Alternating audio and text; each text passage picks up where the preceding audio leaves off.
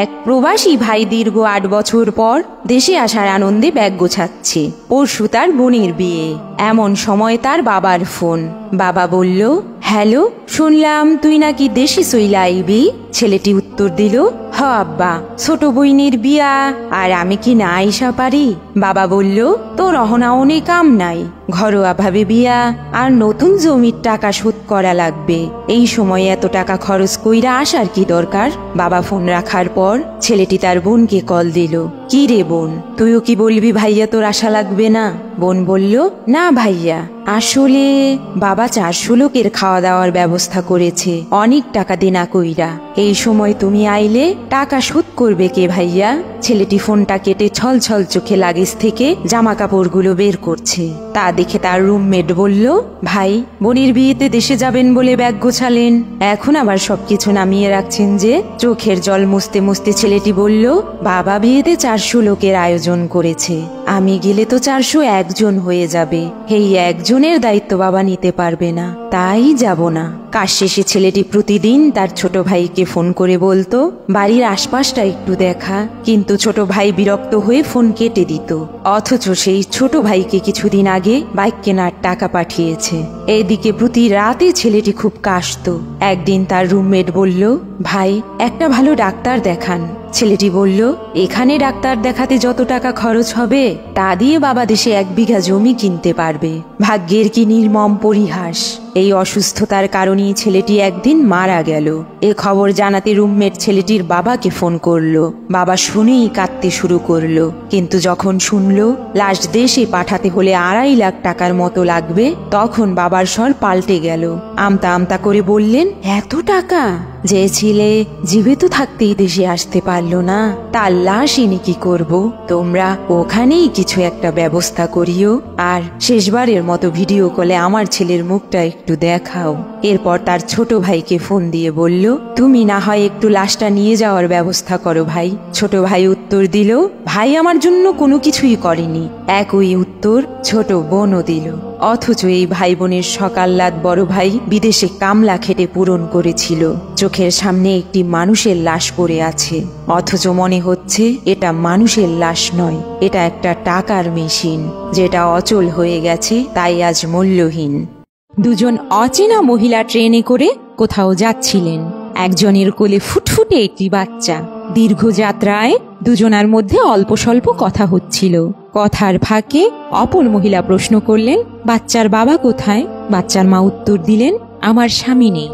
এই কথা শুনে অপর মহিলা বললেন, কিছু মনে না করলে একটা প্রশ্ন করতে পারি? বাচ্চার মা বললেন, জি অবশ্যই। আচ্ছা, ওর বাবা কি বেঁচে আছেন নাকি? বাচ্চার মা বললেন, হ্যাঁ, উনি বেঁচে আছেন, তবে আমাদের মধ্যে ডিভোর্স হয়ে গেছে। কৌতূহলবশত অপর মহিলা জিজ্ঞেস করলেন, কিন্তু কেন? বাচ্চার মা বললেন, আমি একজন অযোগ্য পুত্রবধূ এবং একজন নির্লজ্জ স্ত্রী। আমাকে নিয়ে আমার শ্বশুর বাড়ির লোকদের ছিল আকাশ পরিমাণ অভিযোগ। আমি রাক্ষস, আমি নেমুখ হারাম, আমি অকৃতজ্ঞ, আরো কত কি। কিন্তু দিন শেষে আমিও তো মানুষ, তাই না? তাই যখন দেয়ালে পিঠ ঠেকে গেছিল, তখন নিজে একটু স্বাধীনভাবে বাঁচতে চাইলাম। এখন বেশ ভালো আছি জানেন। এখন আর আমাকে অন্যের কটু কথায় ক্ষতবিক্ষত হতে হয় না, শুনতে হয় না, এটা কি নিজের বাড়ি পেয়েছিস, যা ইচ্ছে করবি। এ বাড়িতে থাকতে হলে আমাদের কথায় চলতে হবে, এখানে তোমার কোনো কথা থাকবে না। এ কথা শুনে অপর মহিলা বললেন, এগুলো নিয়ে আপনার স্বামীর সাথে আলোচনা করেননি? মুচকি হেসে বাচ্চার মা বললেন, ম্যালেরিয়ার কথা কি মশাকে বলে লাভ হয়? প্রতিনিয়ত আপ্রাণ চেষ্টা করে গেছিলাম, কিন্তু দিন শেষে তাদের সাথে জীবন যুদ্ধে আমি হেরে গেছি। এই কথা শুনে মহিলা কিছুক্ষণ চুপ থেকে বললেন, আচ্ছা, আপনার স্বামীকে কিছু না বলি এমনি ছেড়ে দিলেন? বাচ্চার মা বললেন, বলেছিলাম তোমার মতো ছেলে যেন প্রতিটি মায়ের গর্ভে জন্ম হয়, তবে তোমার মতো পুরুষ যেন কারো স্বামী না হয়। বন্ধুরা, একটি মেয়ে নিজের আপন জন ছেড়ে অনেক আশায় আপনার হাত ধরে নতুন বাড়ির মানুষগুলোর সাথে নিজের জীবনের সুখ দুঃখ আনন্দ খুশি ভাগ করতে আসে। এর বিনিময়ে স্বামী হিসেবেও আপনার কিছু দায়িত্ব আছে।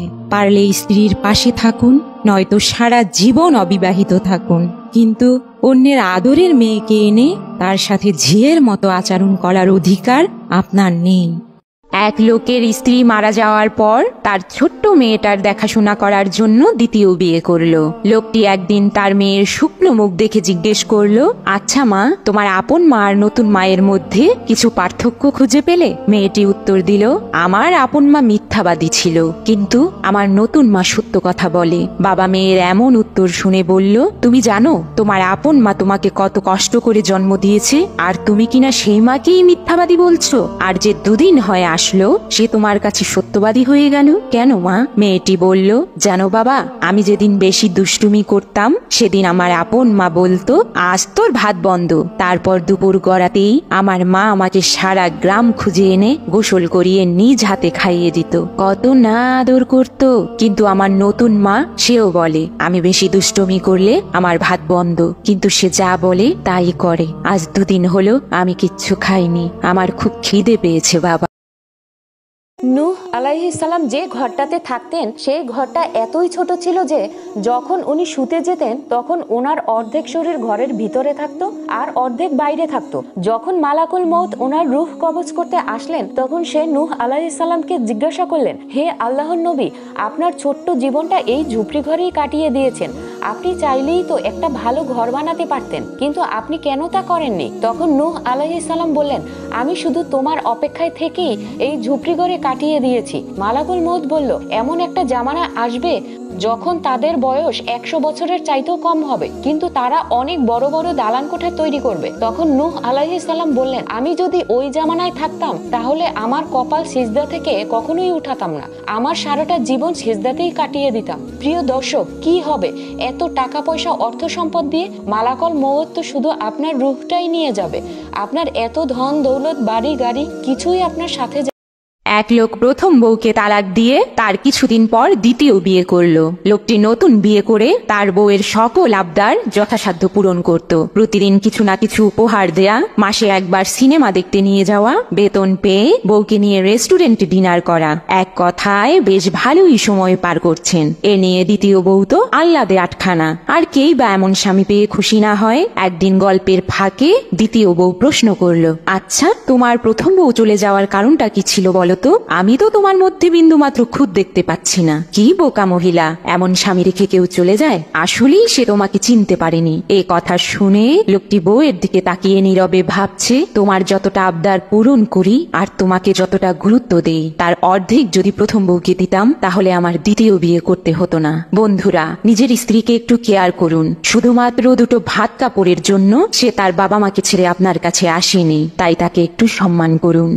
এক যুবক একজন সুন্দরী মেয়েকে বিয়ে করে বেশ সুখে আছে। হঠাৎ তার স্ত্রীর কুষ্ঠরোগ দেখা দিল। আস্তে আস্তে বউয়ের সৌন্দর্য হারাতে লাগলো। এর কিছুদিন পর লোকটি কাজের উদ্দেশ্যে রওনা হলো। পথে একটি দুর্ঘটনায় তার চোখের দৃষ্টি হারিয়ে গেল।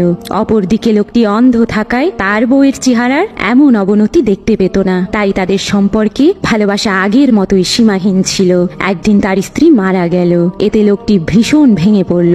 লোকটি স্ত্রীকে দাফন করে সিদ্ধান্ত নিল এই গ্রামে সে আর থাকবে না। হঠাৎ পথে এক প্রতিবেশী ডেকে বলল, আপনি তো অন্ধ, এতদিন তো আপনার স্ত্রী আপনাকে সাহায্য করত, এখন আপনি একা কিভাবে চলবেন? উত্তরে লোকটি বলল, আমি অন্ধ নই, আমি অন্ধ হওয়ার অভিনয় করেছিলাম, কারণ আমার স্ত্রী যদি জানতো আমি তার বিকৃত চেহারা দেখতে পাচ্ছি তাহলে এটা তার রোগের চেয়েও তাকে বেশি কষ্ট দিত। আমি তার সৌন্দর্যকে ভালোবাসিনি, আমি তার মনের গভীরের ভালোবাসাকে ভালোবেসেছি। শুধুমাত্র তাকেই খুশি রাখতে আমি অন্ধ হওয়ার ভান করেছিলাম। একবার হযরত আলী ঘরে আসলেন আর তখনই হযরত ফাতেমা বললেন, আমি কিছু কাঠ কেটেছি, এগুলো বাজারে নিয়ে বিক্রি করুন আর খাবারের জন্য কিছু নিয়ে আসুন। হযরত আলী সেগুলো বাজারে নিয়ে গেলেন আর কিছু মূল্যের বিনিময়ে বিক্রি করে দিলেন। এক ভিখারি এসে বলল, আল্লাহর ওয়াস্তে কিছু দান করুন। হযরত আলী সমস্ত মোহরগুলো তাকে দিয়ে দিল। বাড়ি ফেরার পথে হযরত আলীর কাছে আরো একজন লোক আসলো। তিনি জিজ্ঞাসা করলেন, এ আলী, তুমি কি ওটা কিনবে? হযরত আলী বললে, আমার কাছে তো কেনার মতো কোনো পয়সা নেই। লোকটি বলল, আমি তোমাকে ধার দিলাম। এটা বলে লোকটি সেখান থেকে চলে গেল। এর পরক্ষণেই আরেকজন লোক আসলো, এসে বলল, এ আলী, তোমার ওটটা তো অনেক সুন্দর, তুমি কি এটা বিক্রি করবে? তখন ওই ব্যক্তিটা হযরত আলীকে কিছু মোহর দিল আর সেখান থেকে চলে গেল। হযরত আলী আগের লোকটাকে তালাশ করলেন, কিন্তু তাকে খুঁজে না পেয়ে বাড়ি ফিরে গেলেন। দেখলেন নবী করিম সাল্লাল্লাহু আলাইহি ওয়াসাল্লাম ওনার ঘরে বসা। নবীজি বললেন, আলী, ওটের কিসসা কি তুমি শোনাবে না আমি শোনাবো? হযরত আলী বললেন, আপনিই শোনান হুজুর। নবীজি বললেন, ওটের সাথে প্রথম ব্যক্তিটা ছিল জিব্রাইল, আর যে ওট কিনেছে সে হলো ইসরাফিল, আর এটা ছিল সেই জান্নাতি ওট যে ওটে হযরত ফাতেমা জান্নাতে চড়ে বেড়াবেন। যখন মানুষের মৃত্যু হতে থাকে তখন তার কাছে 5 জন ফেরেশতা আসে। প্রথম ফেরেশতা তখন আসে যখন তার রূহ গলা পর্যন্ত পৌঁছে যায়। ফেরেশতা এসে প্রশ্ন করে, আজ তোমার সেই শক্তিশালী শরীর কোথায়, কেন এভাবে নিস্তেজ হয়ে পড়ে আছে? আর যখন রূহ বের হয়ে যায় তখন দ্বিতীয় ফেরেশতা এসে বলে, তোমার সেই ধন সম্পত্তি কোথায় গেল যা তুমি একত্রিত করেছিলে? আর যখন তার জানাজা উঠানো হয় তখন তৃতীয় ফেরেশতা এসে বলে, আজ তুমি এতটা লম্বা সফরে বের হয়েছো যে সফর তুমি আগে কখনো করনি। আজ তোমাকে এমন ঘরে রাখা হবে যেই ঘরে তোমার কোনো সঙ্গী হবে না। যখন কবরে নামানো হবে তখন চতুর্থ ফেরেশতা এসে বলে, কাল পর্যন্ত তুমি জমিনের উপরে হাঁটছিলে, আজ জমিনের নিচে শুয়ে আছো আর কাঁদছো। কাল পর্যন্ত সবাই তোমার সঙ্গী ছিল, আজ তুমি একা। আর যখন কবরে মাটি চাপা দেওয়ার পর সবাই চলে যায় তখন পঞ্চম ফেরেশতা এসে বলে, তোমার সব আপনজন তোমাকে ছেড়ে চলে যাচ্ছে, যদি তারা তোমার জন্য থেকেও যায় তাহলেও তোমার কোনো সুবিধা হবে না। আজ তুমি জান্নাতের সুসংবাদ পাবে আর নয়তো জাহান্নামের ভয়ঙ্কর আযাব। ইয়া আল্লাহ, আমাদেরকে ঈমানের সহিত মৃত্যুবরণ করার তৌফিক দান করুন। তাই কমেন্টে অবশ্যই আমিন লিখুন। বিশ্বনবীর স্ত্রী সাউদা এসে বলে, নবী, আমি আপনার কুমারী বউ আয়েশার ঘরে তরকারি নিয়ে গিয়েছিলাম। তরকারি দেওয়ার পরে আপনার স্ত্রী রেগে বলে, তরকারি দিলা কেন? আমি কি তরকারি রাঁধতে পারি না? রাগের চোটে তরকারির ঝোল নিয়ে পায়েস নিয়ে আমার গালের মধ্যে মাখিয়ে দিয়েছে আপনার বউ। আপনি তো শ্রেষ্ঠ বিচারক, ও নবী বিচার করে দেন। বিশ্বনবী সাউদার কথা শুনলেন, মা আয়েশাকে ডেকে পাঠালেন। মা আয়েশারে বললেন, ও আয়েশা, আসলে এমনটা করেছো নাকি? মা আয়েশা বলে, নবী, তখন আমার মেজাজটা বড্ড গরম ছিল, রাগের মাথায় ঝোল নিয়ে আমি সাউদার মুখে লাগিয়ে দিয়েছি। আসলে কাজটা ঠিক হয় নাই, আমারে ক্ষমা করেন। বিশ্বনবী দুইজনের কথা শুনে ঠান্ডা হয়ে বসলেন। সুবহানাল্লাহ। দুইজনের কথা শুনে বিশ্বনবী বললেন, আমার আদালতের রায় হচ্ছে কিসাস। সাউদাকে যেমনি তুমি পায়েস মাখিয়ে দিয়েছো, সাউদাও পায়েসের বাটি থেকে কিছু পায়েস নিয়ে আয়েশার গালে মাখো। সুবহানাল্লাহ পড়েন। দাও বিশ্বনবীর রায় অনুযায়ী বাটি থেকে পায়েসের ঝোল নিয়ে মা আয়েশার গালের মধ্যে মেখে দিলেন। মা আয়েশা কি আর করবেন, হেসে দিলেন। সাইয়েদাতুনা সাউদাও হাসলেন, বিশ্বনবীও হাসলেন, আরশের উপর থেকে খুশি হয়ে।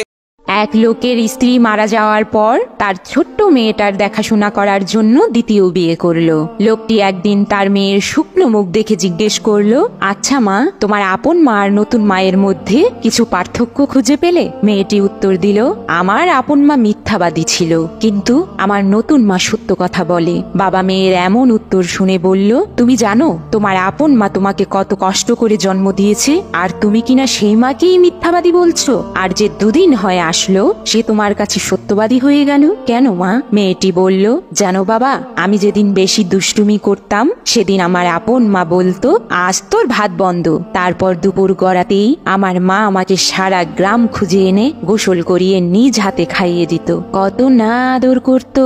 কিন্তু আমার নতুন মা, সেও বলে আমি বেশি দুষ্টুমি করলে আমার ভাত বন্ধ, কিন্তু সে যা বলে তাই করে। আজ দুদিন হলো আমি কিচ্ছু খাইনি, আমার খুব খিদে পেয়েছে। এক গ্রামের একজন লোক প্রচন্ড পরিমাণে অসুস্থ হয়ে হসপিটালের বেডে শুয়ে মৃত্যু যন্ত্রণায় কাতরাচ্ছে। সেই রোগীকে চিকিৎসা করার জন্য শহর থেকে নাম করা একজন ডাক্তার আসলো। অসুস্থ রোগীটা তখন সেই ডাক্তারের হাত ধরে বলল, ডাক্তার সাহেব, আমি মৃত্যুকে অনেক ভয় পাই। মৃত্যুর পর আমার সাথে কি হবে সেটা আমি জানি না। অন্ধকার কবরে একা একা আমি কিভাবে থাকবো? রোগীর এই কথা শুনে ডাক্তার সাহেব তখন হসপিটালের কেবিনের দরজাটা খুলে দিলেন। সাথে সাথে ডাক্তার সাহেবের বিদেশি